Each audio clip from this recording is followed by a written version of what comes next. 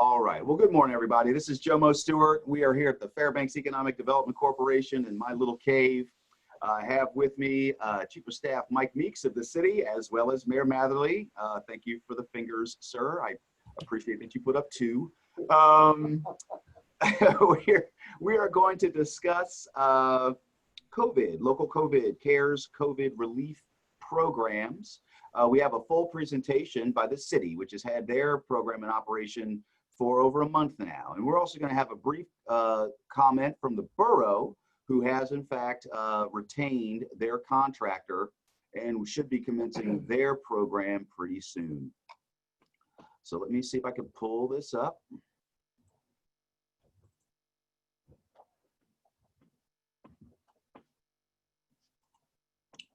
Let's see. Check the UPS. It's on the truck or in transit. Okay, can everyone see the screen? Anyone? Sure can there, buddy. Okay, and I just heard Jim chime in. All right.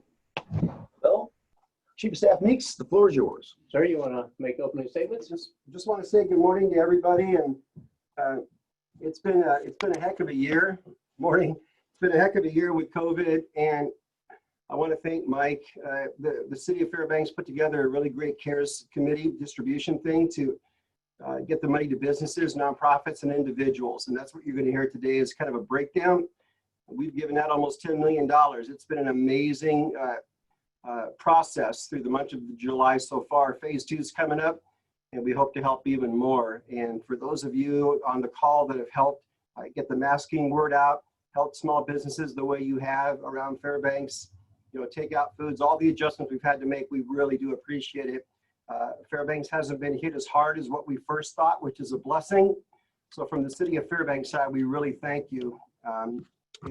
Just wanted to say those words before Mike gets started. And that's it for me. And don't forget to vote today, primary day, really important that we all vote. And I'll turn it over to Mike Meeks. Thank you, Mike. Thank you, sir. Jomo, thank you, everybody.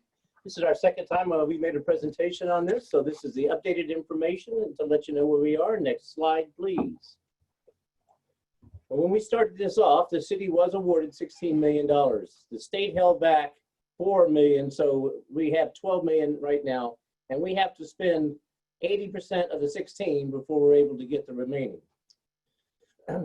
When we first got this money, it was our opinion that we would probably go through it all in about 3 weeks. Well, that was not a good assumption, and thus you see now phase 1 and phase 2 we'll discuss. So on phase 1, we pulled $1 million out for the direct and administrative costs for the city, and we're going to get into more detail on that right off in a minute.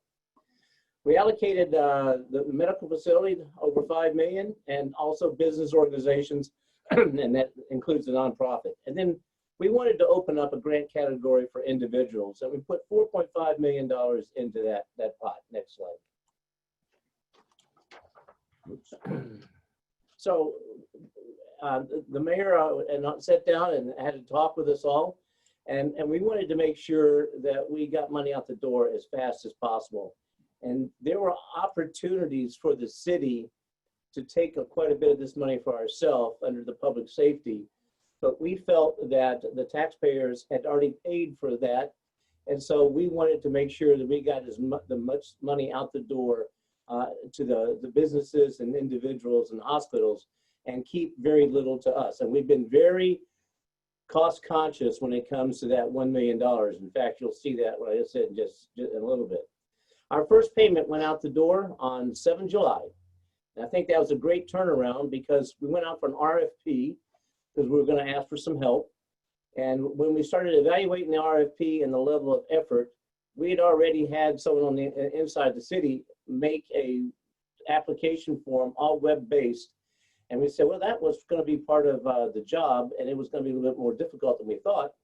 So we said, I don't think we need to do that.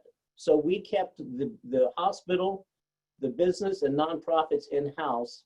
The individuals we knew were going to require a lot of effort. And so we went ahead and hired Love Inc. to help us with the individuals. And that helped them out also because they got some of their people back to work. Next slide. So administer everything but the family, individual and So family. yeah, so the city Yes. internally administered everything except the individuals. Next And slide. that was actually a pretty fast turnaround because I believe your website went live July 1st. It was very quick turnaround. So a week. I was going to also add that we've heard from nobody on the individual side that they had any problems. Loving has got their own staff, and we knew going in that people who needed help with the rent or maybe heating fuel may not be comfortable calling a governmental body for that.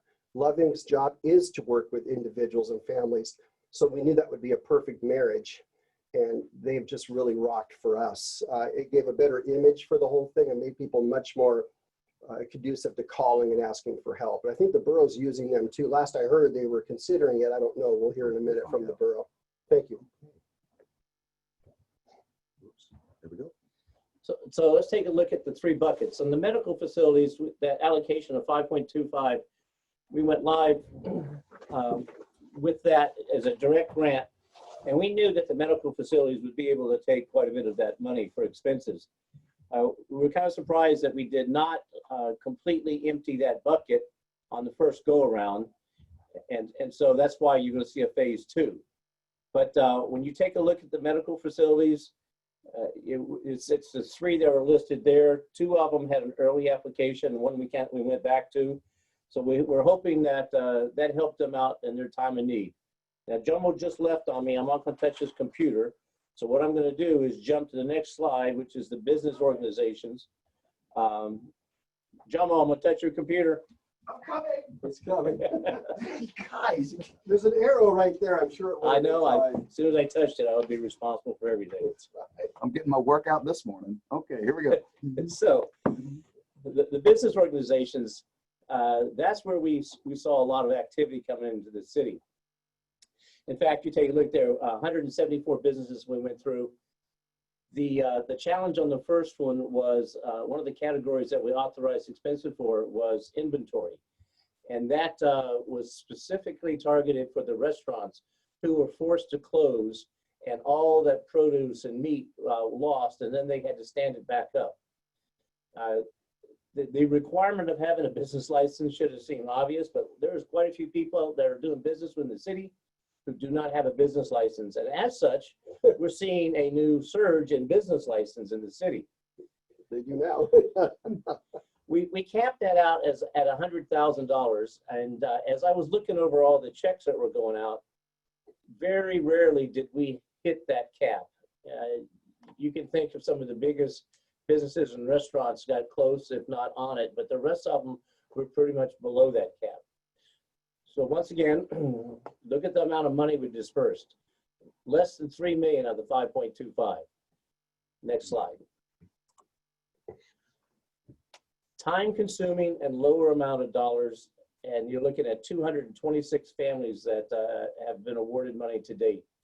Under $1 million. We haven't even hit $1 million of the 4.5. Now most of this is going for utilities, rent, and or mortgage. And it goes to the actual utility company or the mortgage lender instead of the individual. That way we make sure it goes straight there. And that applications are accepted up until the 31st of July. They're finishing up right now. And this has required a lot of effort on Loving's part. And I'm kind of glad that we're not the ones that volunteered to take on that one. We passed that off to them. Next slide, please. Actually, sir, if we may, Yes. my recollection was as part of the application, you had to show actual loss, Yes. not just the expense, which you talk about here, again, Yes. mortgage payment or rent payment, say utility bill, but that you had to show that you had some break in income That's correct. that were, that's why you had this backup expense. Yeah, if you were That's correct. fully employed and then you wanted this help, that was a no. You had to experience loss under COVID. So it had a safeguard. There was. And that's important to note because the feds put strings on this, and we have to make sure that, because we're a pass-through to individuals, families, businesses, nonprofits. So we had to make sure through our CFO that we're doing it the right way. And luckily, it's been a good roadmap for us to follow. It's been frustrating for some folks who want to pay for this, that, or the other, and they can't. But phase two, they'll have a better chance because we're going to lift the lid on the 100. Well, he's going to get to that, but the federal guidelines have made some stuff clear. So we have to go by that. Jomo, I've got a question. Yes, please, Senator Kawasaki. Hey, thanks, guys. Hey, why do you think that the disbursement is so low, considering the original allocation was $4.5 million? Well, the caveats that you had to show the loss, and then it goes directly to the utility company or mortgage company. And I think that's why. But we're very surprised at this, and so when you see in phase two that we're really not allocating any more money because we don't think that they're going to go through it. And maybe it was just the fact that you had to gather all the records up and present them. That's a great question, and we haven't really dug down the analysis on that. Quite frankly, we're very surprised that less than $1 million has been requested. We thought it'd be much higher than that. So just as a follow-up, our office is getting a lot of calls from constituents who are getting evicted, and they didn't know about this program before we mentioned it to them. And so I don't know what kind of advertising went out to people, particularly, in a tougher situation, but I don't know, for whatever reason, they had never heard of it before. That's a good point. And it's a frustration from us too, because we still have people that I talk to, even businesses, they didn't know about it. So let me tell you what we did do. There has been TV spots on it. There has been front page coverage in the Daily News Miner. It's plastered in big letters on our website. We have had presentations like this throughout the community. Anybody out there can help us get a way that people would become more informed. I would love it. I do think that communication process is a transmission and a reception.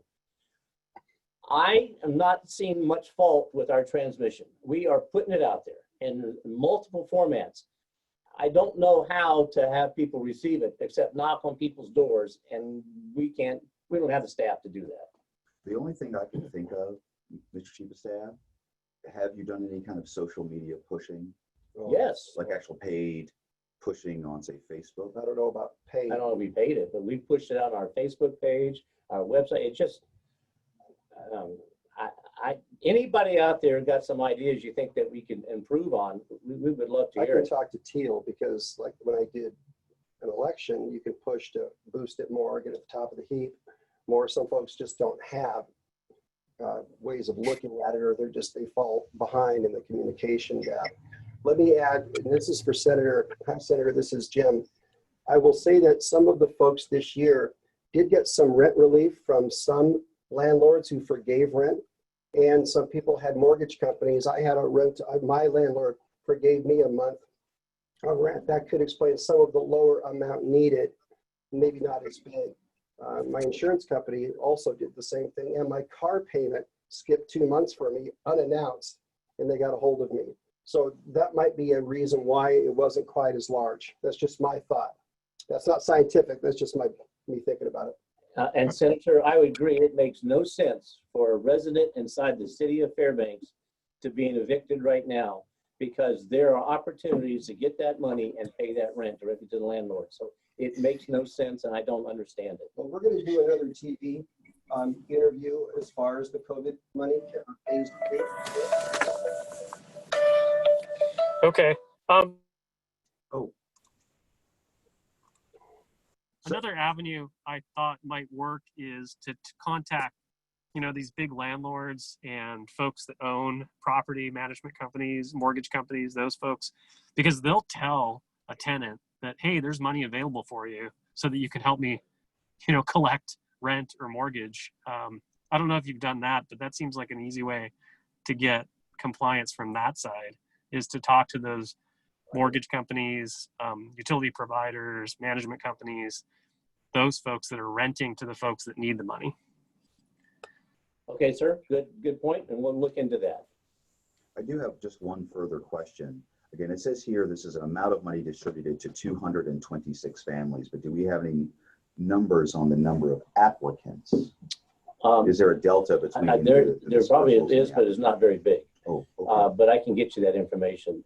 That basically, that 226 is almost everything that they still had waiting to process. So Okay. that's why we think that there's not going to be requirement for more than $1 million, because they didn't have that much when we did these numbers. So it was a high eligibility rate. Right. Yeah, okay. And I The- think, Go ahead, sir. I was going to say, I think the permanent fund early payment may have had a bit of an impact on what we put out there too. Because people did get that summer windfall early. So with forgiveness of some rent, and I got mine too. So between all the different ways my banks helped me, plus I got my permanent fund, it softened the blow even more. And that could also be part of the explanation of why we didn't get as many. I think phase 2, I hope, will be much bigger. And when we were reviewing, especially the businesses, there was hardly anyone that was said completely no to. But in businesses, there were a lot of expenses that they applied for that wasn't that the grant doesn't cover, and so we had to say no to some of that. So if you had 15 businesses apply for $100,000, out of that 15, you probably had only about 3 or 4 that actually met all the requirements to get the full 100,000. So actually, is business the next slide? No, I think I backed up one. I think the next slide is our Ah, yeah, okay. keep going, right there. So this is our report card to you, and you get to judge us. This is the $1 million we pulled off the top. And so if you take a look, we're less than 1% of that $1 million has gone to grant administrative cost. We have provided funding to some of our homeless population care areas that have had homeless show up with COVID, and they need a place to stay. And we have been providing them money out of our pocket or out of our allocation there to help them out, isolating those individuals. We're paying for not only for our own PPE, but the mayor has been taking masks around to small businesses and encouraging them to hand the mask out, even though they could apply for the business loan and still get reimbursed. And then we have our own personnel and telework costs at the 186. So right now we've spent less than $288,000. We fully expect to be turning some of this money back over into the other categories. We will come nowhere close to $1 million. So I hope that gives you some type of confidence that the city did not try to consume as much of this as possible. Next slide, please. Actually, are there any questions? We want to get it all to the folks and just take the bare minimum that we need. Excellent. And that is a very low amount, 65,000. Well, you get the general public too. You know how the general public can be. They're going to go, the government's going to take it for themselves. We don't want that. We just want to justify our minimal expenses to the smallest amount. All right. If you haven't gone online to take a look at that, which means you haven't applied, we think that it was set up pretty well, and you can basically, it's all web-based. That's the information right there. It will be open again starting 1 September for phase 2, which we'll discuss in just a little bit. But that was how we handle all our applications for the city. Next slide. Actually, sir, hold on just 1 second. Let's You see can if I click on our website if you want to, Joe, and show it. That's what I was going to try to do. Yeah. See if I can pull it It up. should come up. It might be down because we took it off because it's over. See at the very top, the CARES Act relief funds. And there we are. So it gives you all the explanations and the portal. What the eligibilities are and stuff.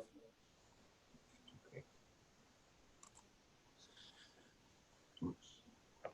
So last Monday, we went back to the council and said we did not disperse all the money and we need a phase 2. The resolution that was approved for phase 1 allowed the mayor to reallocate the money after 31 August. And that's what we did. And we brought back to the council and said, here's what we want to do. And this is what's been approved. So now we've taken quite a bit of that money that was in the individuals and moved it to the other 2 areas, only because it wasn't being expended. We removed the $100,000 threshold for businesses. And with that said, I still think it'd be very hard for some of the businesses to surpass that 100,000 because A, we've already given them some money and you can't double dip. but also to meet the requirements of having the actual expenses. And no one was forced to close this time, so there is no inventory costs that are going to be authorized. If we would have seen restaurants forced to close, we would have done it. That took us, the inventory calculation, when you look at time, took us quite a bit of time. So we think that phase 2 will be even more efficient than we were in phase 1 because we're not having to worry about those inventory costs. And so the individual money that's sitting there will go until it's empty. If it empties out fast, the mayor still has authority to move money around and we can relook. So it's not like, you can't, there's no going back on this decision. Now, when they did the original, again, phase 1, the window for expenses was what, March 1st through May 31st? Right. Is there a similar window? Yeah, so the window in phase 2 starts 1 June and goes through August 31st. So for expenses, 1 June. Right. So it picks up where the last one left off and continues to August 31st, and we go live on the website 1 September. Oh, very good. Okay, do we have any questions on that? Let me add, Joe, I don't know if Mike mentioned this, but when we got the monies, we put together a CARES grant committee within the city with both city employees. And we had some advice from bankers and other things too on how to distribute the funds. So we built a really good framework, which the city council unanimously approved. And that really helped us too. And we meet regularly to discuss the applications, the monies given. We have to take it seriously because along with this monies that we're putting out, there's also possibilities of an audit. And Margarita Bell talked with our finance committee this morning, city council finance committee, about that going forward. If we give over $750,000, this doesn't include medical, this just includes businesses and individuals, then we're subject to an audit by the feds. We have to make sure it's handled in the right way, in which we want to do every step. So it's been great having Margarita Bell and our city attorney and other volunteers help us guiding this. And it's been an advantage for the borough because we've given all of our information to the borough. For when they go live, they can see how, what we did, who we gave the money to, and we've been sharing all of our information with them. It's a good oversight. I agree with whoever just asked the question or made the comment. There might be a lot of pride and people don't want to ask. I think there might be another element. I went to a business and I asked them the question, have you applied? And they said no, because others are far worse off than I am. Now, I thought that was a great comment. And I looked at this individual and I said, you realize that we have more money than we thought. Please apply to help out. And that individual applied the next week and knocked on my door and said, thank you very much. So I do think that there's probably some who don't want to apply because of pride, but I do think that Fairbanks, that great Fairbanks feeling that we have here, I can survive, my neighbor can't, so let them have it. That might also play a role. And if that is true, that is just Golden Heart City. That's just beautiful. So that's our phase 2 program. It's going to be launching here on 1 September. And goal is to make sure all $16 million gets out to the community. We are not going to send any back. At the last possible moment, if it looks like we might not get it all spent, we know that the hospital can be the final place that we can put the money. And also, I'm sorry, go ahead, sir. No, I'm sorry, Mike. He's down the hall from me, so I could hear him both in the hall and hear live. And to Senator Kawasaki's concern, that's an excellent point. And we're going to make sure that we can increase the footprint of information. And I'll talk to Teal Soden. Teal has just been instrumental in getting the word out, especially this whole year. Her job as PIO for the city has grown, obviously, with COVID. So we've done a lot of our work remotely. Our online presence has had to increase. And besides the updates I give pretty regularly, which are shared by lots of people, there's other ways to increase that. So to Senator Kawasaki, I appreciate your comment, and we do need to get to folks who may not otherwise know. So if you tell the banks and the renters and some of the landlords, I think I might get in touch with the Greater Fairbanks Board of Realtors. A lot of those realtors are personal landlords to a lot of people, and they can get the word out too. So I'll be doing that, and I'll talk to Teal about that. The coordination with the borough, what I've done is taken the spreadsheet which shows all the businesses and nonprofits and how much they got, and we sent it to the borough. We'll continue to do that because both of us are concerned about potential of double dipping, and that would not be allowed. And so that coordination, I think, is important, and we will continue to keep the borough advised on where the funds are going. We've had also the paper print, the list of businesses that have received money and how much. I've seen at least 2 articles, and I believe both times they were front page. There's been a request for us to provide names of individuals, and we have pushed back on that. And we do not want to provide the names of the individuals, and whether or not they can get that under FOIA requests or public records requests is still unknown. But we think that that might be a form of attempting to shame, and we're just not interested in doing that. But there has been some pressure for us to give up the list of names of the individuals. Well, it might have a chilling effect on Right. future applications. So if you hear that the city's not cooperating with giving up the list, it's only for the individuals. We have given everything out for the businesses and the medical facilities. And that concludes this presentation. Are there any other questions?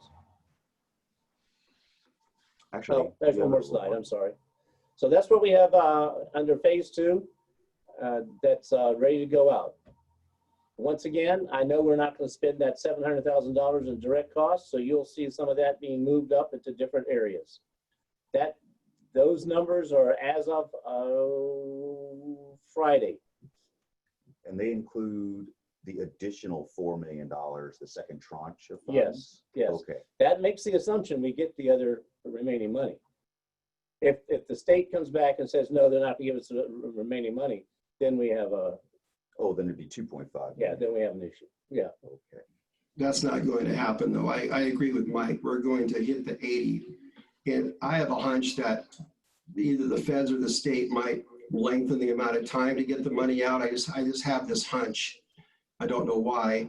A lot of this was new this whole year, and they've had to massage things this year just because it's been unprecedented for the state and for the feds. And I think you might see it backing off a bit of part of it. That's just a guess. I don't have any way of knowing if it's true, but I'm sure we'll get through all of our monies.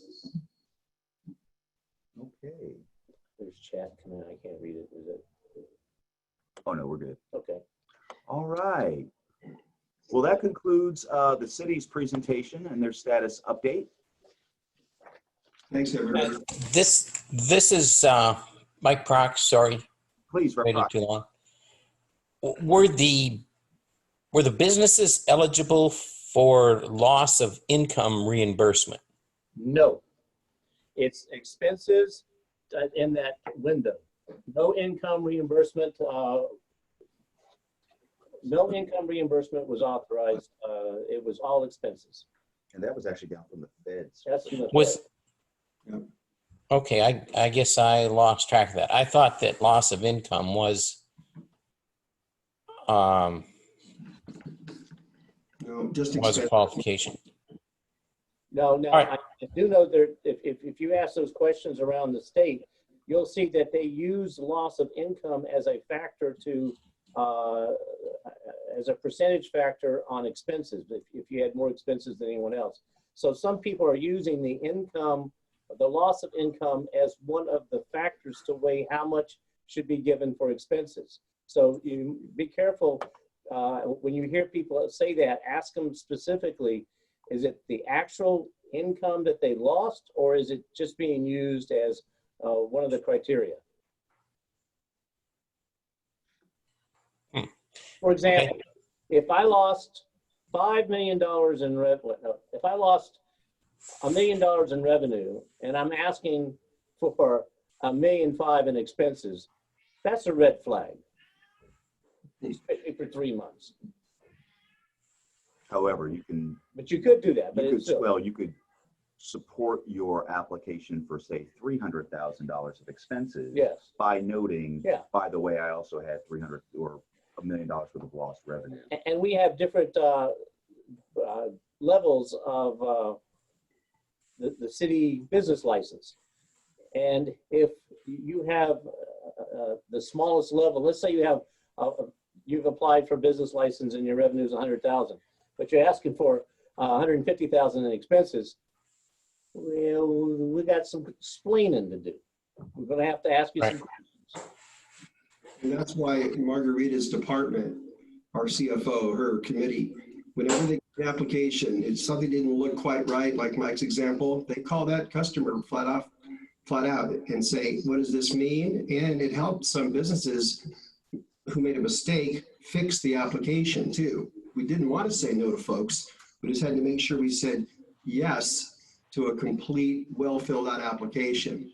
And we tried to make it as streamlined as we could. But if things didn't make sense, we called them, which I can only assume Love Inc. has done the same on the personal side. This is all new ways to put money out to the public. So we've been really, really diligent in that respect. Okay, very good. But a good question, Mike. Thank you. Okay, thank Okay. Everybody. It's only about 9:04, so everyone can know we do have an extra 30 minutes. We do have a brief presentation from Ms. Jamie Hansen. She's here from Information Insights, and they have been selected as the borough's contractor for certain portions of its program. And so if, without further ado, Ms. Hansen, if you'd please. Thank you, Jomo. And would you be able to pull up the FNSB's CARES website? Sure try. Thank you. So as Jomo said, I'm here to give a pretty short update on what's happened since Mayor Ward presented in front of this group a while back. And quite a bit has happened. So the first is that, just to confirm that as of now, the FNSB is still, the goal is still to have their grant program live at the end of this month. There's a lot going on and a lot of moving parts, but the goal as of right now is to see that go live at the end of August. And I want to, Jomo's just about to pull it up, but I do want to direct everyone's attention to the website. It's fnsb.gov/cares, C-A-R-E-S. And on this website, on this webpage, it has the 3 different grants that FNSB is going to offer. And it also has a get notified button. And that's super important. Yeah, click on that top one right there, Jomo, the one in the box. And up right at the top of the page. Oh, that's a box. Yeah, that's it. Yep. Thank you.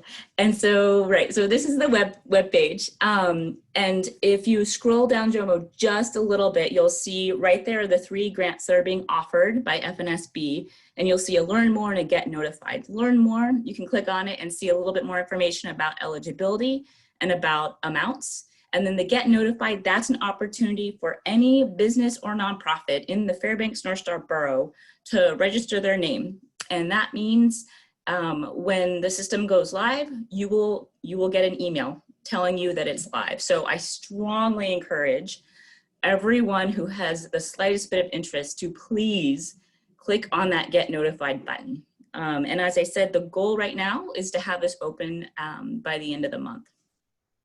And so what's going on right now? Like I said, a whole lot's going on with FNSB.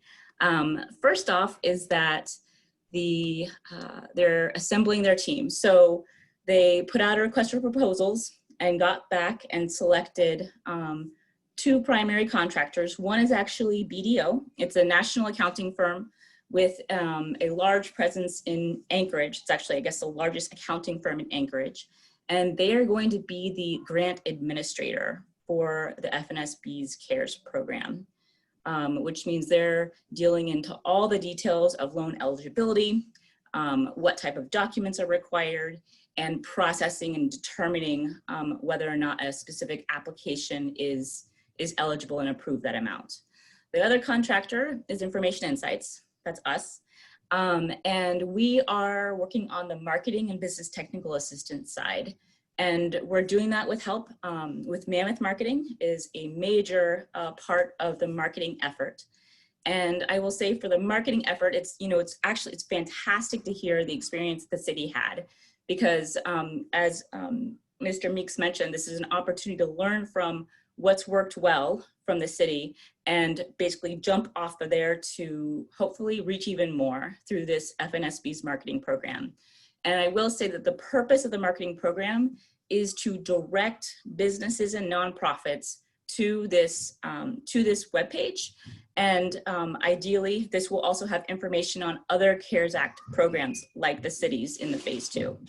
And the other part of this is the business technical assistance.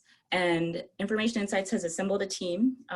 You may know one of them, Jomo, Michelle Deckard, is going to be on the other end of the line, on the other end of the email, for those businesses and nonprofits who have any type of question about the FNSB CARES Program or other CARES Act funds, including the City of Fairbanks and the AK CARES Program, the state program.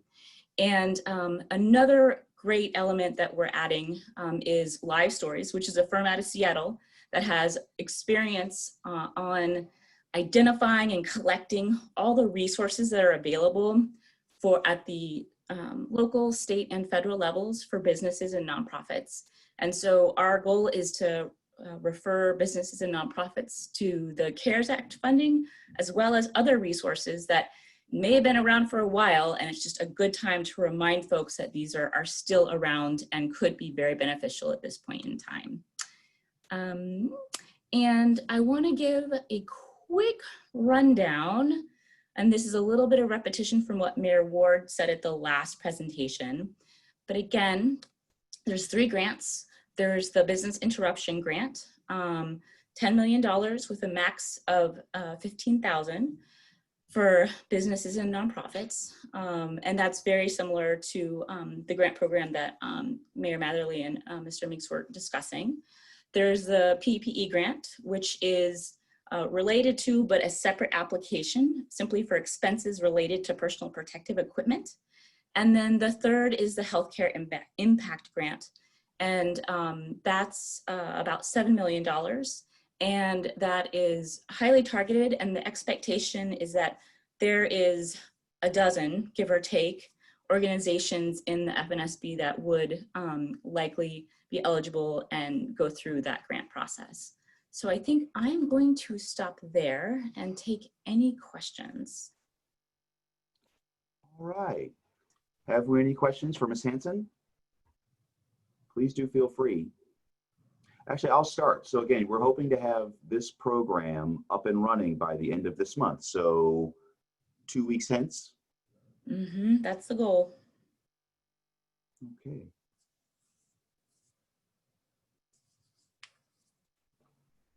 Go ahead, chime in, anybody. All right, well, actually, I'll jump in again then. Sure. Can we please just run down again those maximum allowable amounts for each one of these different kinds of grants? Sure. And so for the PPE, that's $1,500 which is the personal protective equipment. For the business interruption grant, that's $15,000 max. And then for the healthcare impact grant, that's still really under development. Since it's such a small specialized program, and there's a lot of coordination with the commission at the borough that's really developing those materials. I believe also the city of North Pole was talking about partnering in with the borough. Is that still the plan? There are discussions happening right now. No decisions yet, but there are definitely discussions happening right now on that. Could you go over the business interruption grant again, please? Sure. So that's the $10 million grant that the FNSB has. Max amounts are $15,000, and the sort of the basic purpose of this is to provide relief to businesses and nonprofits that can identify losses or increased expenses related to COVID-19. And so, some of the eligibility requirements include, 50 or fewer full-time employees, again, substantially affected by COVID-19 because of closures, disruptions. I think similar to the city, that been engaged in business on or before March 1, 2020. And, of course, kind of the standard issues around compliance. And then also documenting at least a 25% loss in revenue or 25% increase in expenditures that can be attributed to COVID-19 or related disruptions. So again, that loss of revenue is more of a qualification. They're not necessarily being compensated for loss of revenue. Sure. And so I will say that some of the guidance documents is still under discussion. And so I'm, in seeing some of the draft, that's still kind of a point of discussion right now in terms of, documenting that and how BDO, which will be the grant administrator, is considering that when reviewing the applications. And the grant administrator is the accounting firm, is that correct? Yes, it is.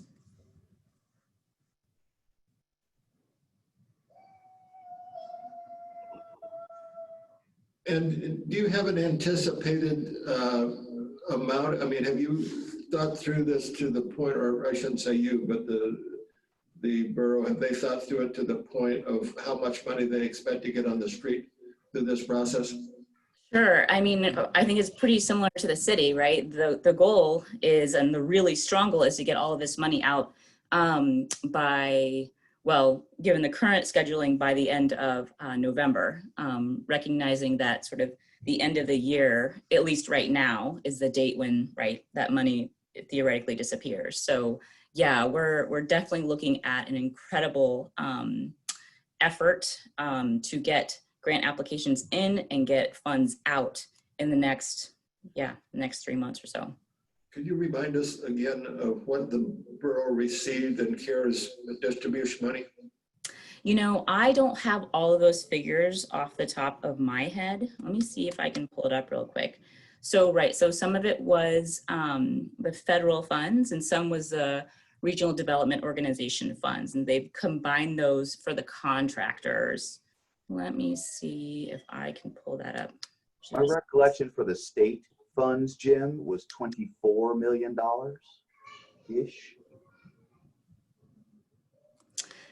Yeah, let's see. It looks like the legislature approved 24 million of the state's 1.25 billion to be passed to the Fairbanks North Star Borough.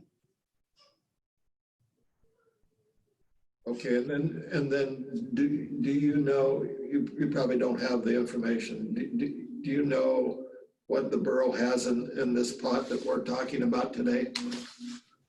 Well, in terms of the pot for the grants, yes. So, what's been, let's see, right. So yeah, it's about $18.5 million. So that's for the BIG program, for the healthcare impact grant, and for the personal protective equipment. So 18.5 million. Now, Ms. Hansen, for the city program, again, for their phase one, they had a defined window for when those eligible expenses had to be incurred. Is there something similar for the borough's program? There is, yeah. And so, and it's really the start date, and that's, let's see, actually, if it's in here. So of course, someone has to have been operating in March, and I'm not sure, let's see. I'll have to get you that firm window because I don't want to say something that's incorrect here. And that might be something that's under discussion right now. So I can certainly send that back to you. It would seem to apply expenses that were commencing March 1st. Right. And so that's when someone has to have had a business license. But in terms of, right, the exact window of when the expenditures or the losses happened, I don't have that right in front of me right now. It's fine. Okay, well, it sounds like Jim and I are monopolizing the questions a bit. Is there anyone who has a question?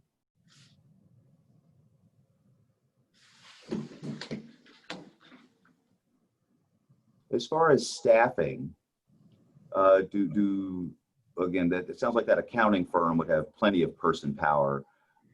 Are any of the local, are you needing any further assistance on your part? Is this something for which we should be putting word on the street that there's a job opportunity? Great question. We actually lined up positions before putting in a proposal, just because the import of starting quickly. So we kind of did all of that work beforehand and had 3 or 4 folks who were willing and able to commit. So, and I can't speak to Mammoth Marketing. This is very much within sort of their kind of standard operating procedure in business. So, yeah. Okay. All right. Well, Ms. Hansen, thank you very much. Yeah, thank you for the opportunity. Oh, and I guess, well, I'll be letting Brittany and the mayor know we'll be hoping for a presentation, say the top of next month once the program is in operation. Absolutely. All right. All right. Well, again, we have both the city and a borough representative here. I'd just like to go ahead and open it up to questions for either. So do please feel free. We have the chat room is open, and I am trying to monitor the participant list. Feel free to just take yourself off mute.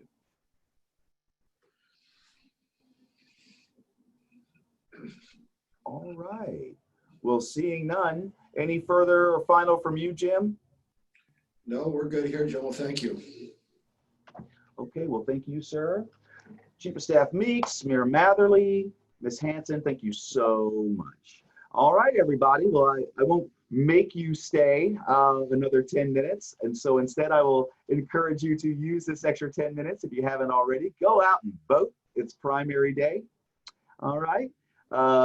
And let's see, actually, so that brings us to the end of this meeting. Just as a heads up, we will be back on regular schedule next week, 8 a.m. meeting start. And I believe that our presenters are going to be a quasi unmanned aerial vehicles center over at UAF with some exciting news as they move their project forward, or their projects and initiatives forward. So again, a quasi next week. With that, again, everyone have a great day, a great week, and go out and exercise your franchise. And just so everybody is reminded, it's a happy coincidence.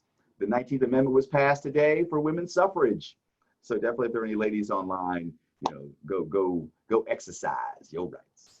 All right, everybody. Thank you so much, and we will see you next week. Okay. Recording.